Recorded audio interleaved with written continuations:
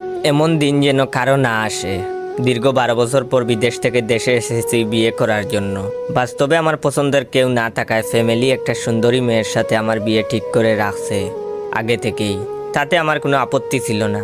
সোনা দানা সহ এক প্রকার বিয়ের সব প্রস্তুতি নিয়েই গত 13 তারিখ দেশে আসছি।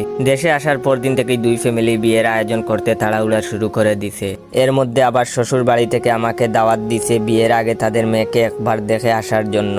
আব্বা আম্মা আর আমরা 3 জন গেলাম হবু বউকে দেখতে। তাদের বাড়িতে গেলাম। প্রথমে পরিচয় করিয়ে দেওয়া হলো হবু শ্বশুরের সাথে, তারপর শালার সাথে, তারপরে বউয়ের সাথে। বউ মাশাল্লাহ পরীর মতো, অল্প বয়সী সব মেয়েরাই সুন্দরী। অতঃপর পরিচয় করিয়ে দেওয়া হলো হবুর শাশুড়ির সাথে। এইখানেই ঘটল বিপত্তি। শাশুড়ির দিকে তাকাতেই আমার শরীরের প্রত্যেকটা অঙ্গ প্রত্যঙ্গ কাজ করা বন্ধ করে দিছে কিছুক্ষণের জন্য। এই সেই মেয়ে যে এক সময় আমার ক্লাস 5-এর প্রেমিকা ছিল, 9ম শ্রেণীতে যার বিয়ে হয়ে যায়, এবং সে এখন আমার শাশুড়ি হতে যাচ্ছে।